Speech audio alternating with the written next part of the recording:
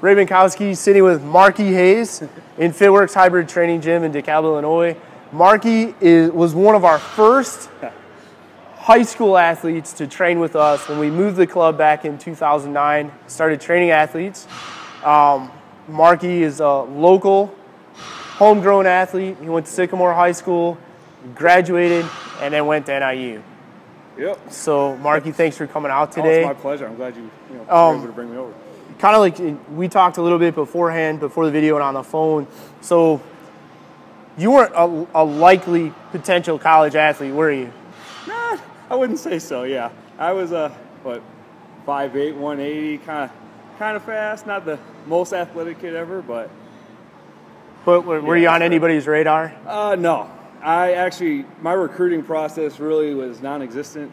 I had obvious ties with NIU, so that kind of that helped aid me a little bit. But other than that, it was slim picking. So I really had to kind of forge my own path and all of that. So what was it like, let's say junior year, or going into your junior year of high school, looking at sports and looking at wanting to go? Because I remember when I met you, you said, I want to play football at NIU. Yep. That's what I'm going to do. It wasn't a question. It was a foregone conclusion. No doubt. Everybody else might not have saw it that way, but Marckie Hayes did.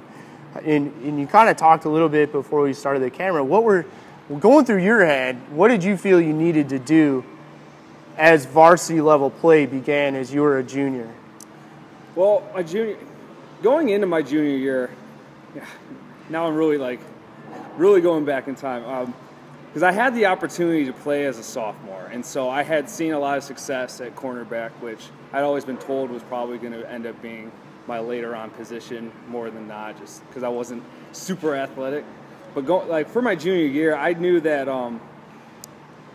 I knew I'd have to again forge my own path. Not to use the same expression twice, but it really was a matter of not that there wasn't the same level of support as other athletes might get, but I knew that I was on a journey that not a lot of people were necessarily believing that I could really actually do. And so I knew when it came to training especially, I took it very seriously.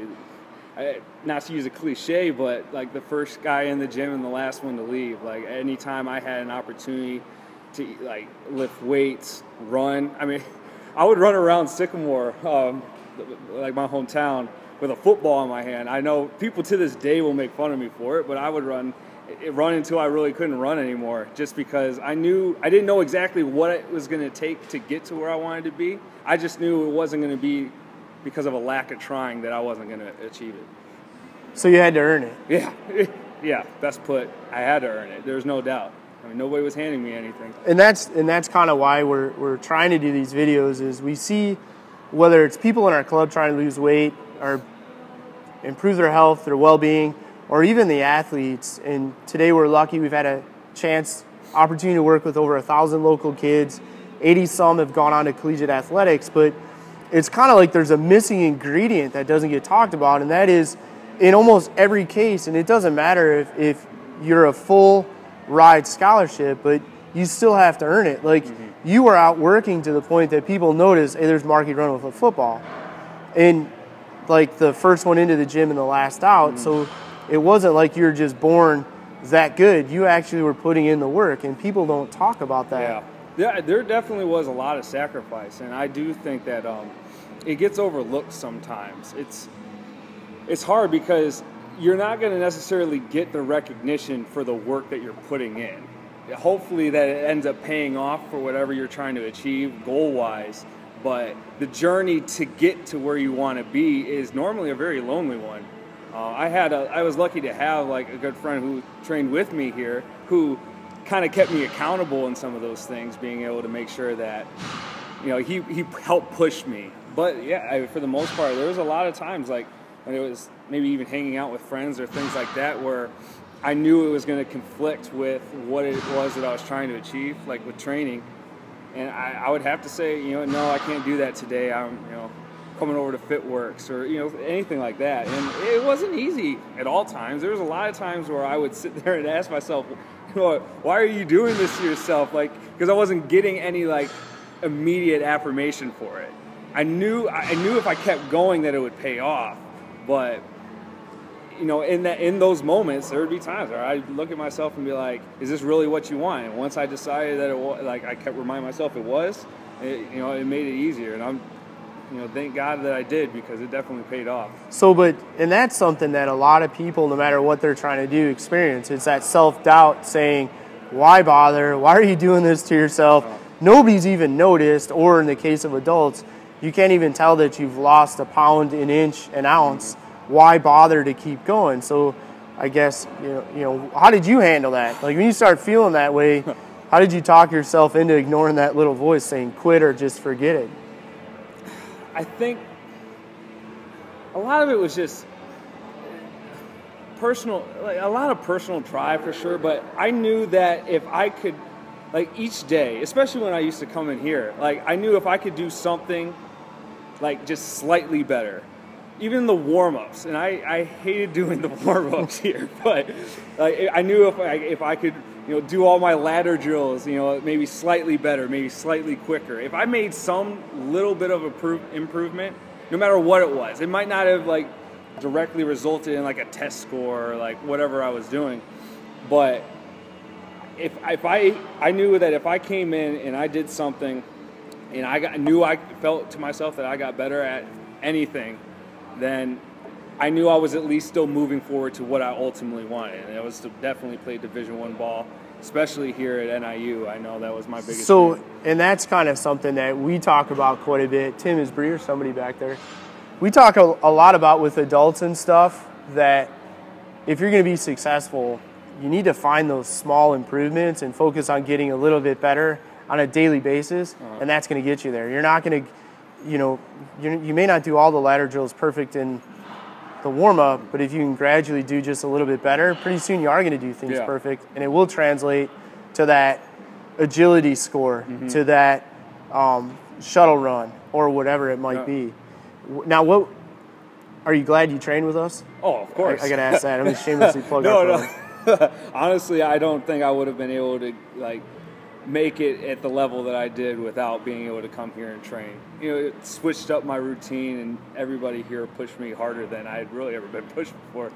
Now, what would you say, looking back, you had a chance to play football for NIU, which is what you said you wanted to do. Yes. Looking back at some of the kids that maybe had a little bit better talent than you in high school, and maybe they didn't go on to high school, or even some teammates that you played with that had better talent, maybe they're on full ride from day one. What would you tell some of those guys looking back? And do you know, or what would you say to yourself back then?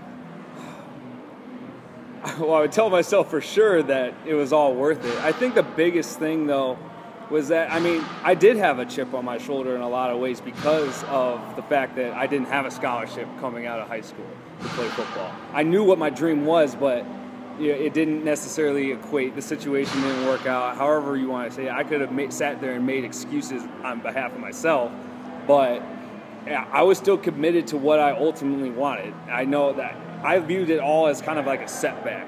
Because I didn't have a scholarship right then and there, I was going to find a way to make sure that I was going to get one. Because that ultimately, I wanted that affirmation too, just to be able to say, you know what, I earned this.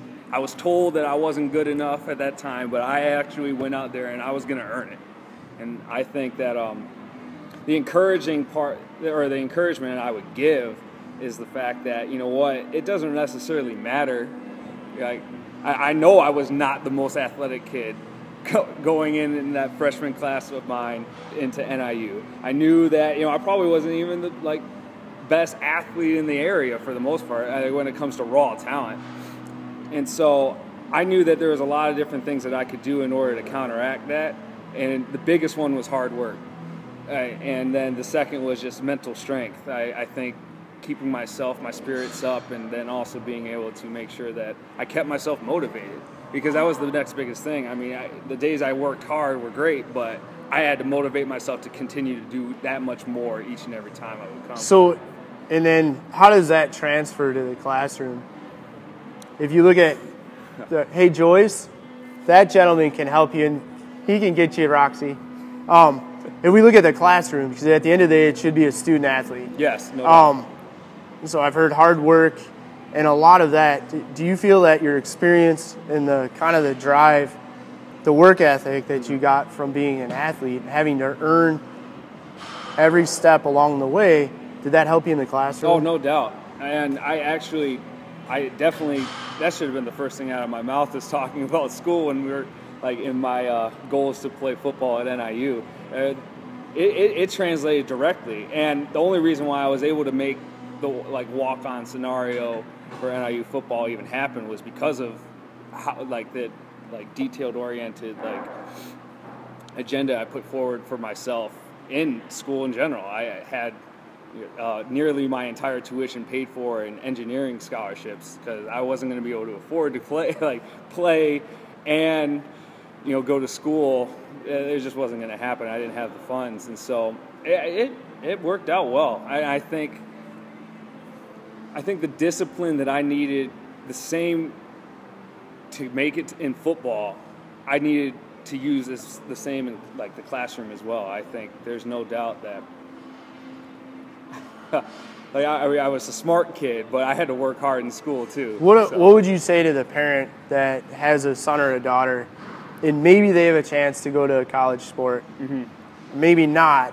When the parents look at, should they go get the extra training for their kid, and including maybe there's a chance to go to college, but maybe it's going to help them with a work ethic that's going to benefit them in the trades and trade school, in college, or whatever career, the military, whatever they end up doing. What would you say to the parent that's like, well, I don't know if we want to add one more thing for our son or daughter? I would say that I wouldn't look at the training as a distraction or even a time that could be used for something else.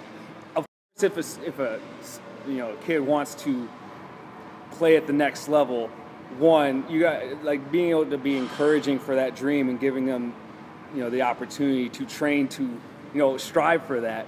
But the same things that you learn while training in athletics is the stuff that really just applies to life in general, not even just school. I know my academics, a lot of the success I could put towards it is that, again, in similar scenarios, the same type of discipline I'd have to tell my friends, you know what, I can't hang out right now, I'm going to go over to Fitworkz and work out.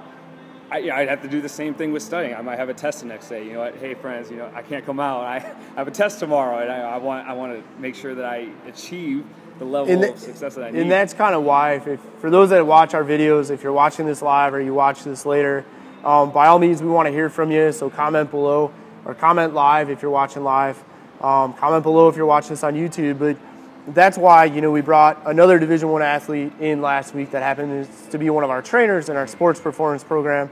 Markie's here today because a lot of times we recognize people that are athletes and we can start seeing a correlation. Okay, Marckie worked hard and he got to play football at Northern, which is so he set a goal. That's what he wanted to do. He worked hard. He attained it. We're bringing people in to talk about that because that lifestyle, that work ethic, that not willingness to accept failure, the willingness to sacrifice, will help you lose weight. It'll help you improve your health and wellness. It will help you drop pounds and inches. It's no different. No matter what you want to accomplish, if you set the goal, create a plan, it's the same no matter what it is. It just happens to be everybody recognizes athletes as, all right, he wanted to play football, he worked hard and he did it. And we want to show people, like, look, you steal the process and listen to what the athletes are saying and steal it. And then if you have kids or you're looking at sports performance, or maybe your kids are training with us in sports performance or total youth conditioning, it's the same thing. There's lessons to learn here.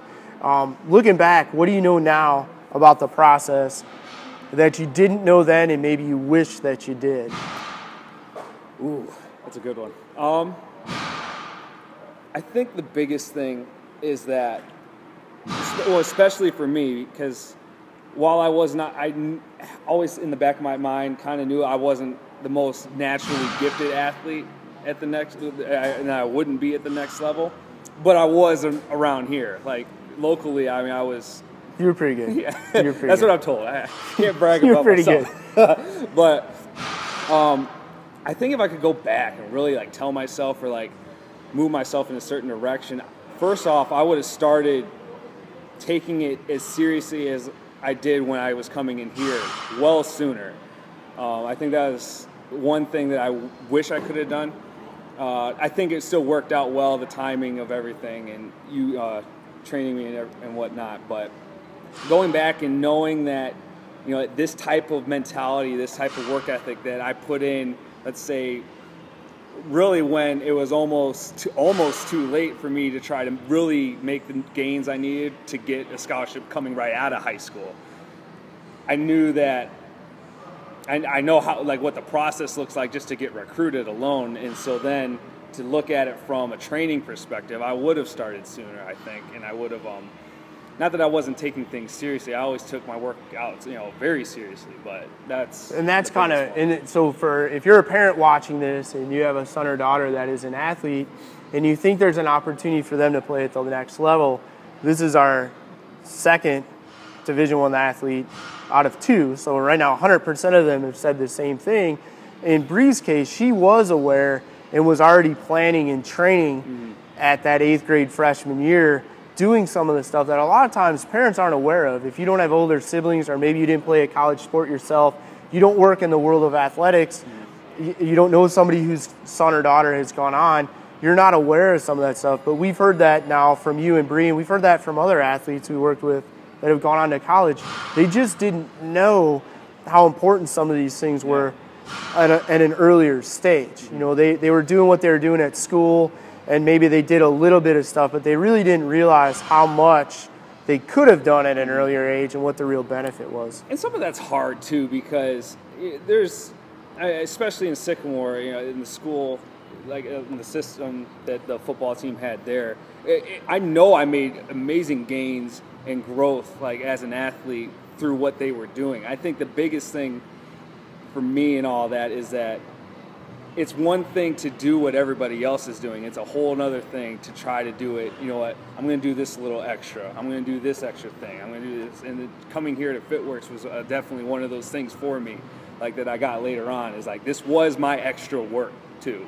And it sounds like that extra work to jump to the next level. You had to have that piece. No doubt. I credit a lot of what I was able to like learn and be taught here to a lot of my success, because it really did take me to whole nother level, like you said.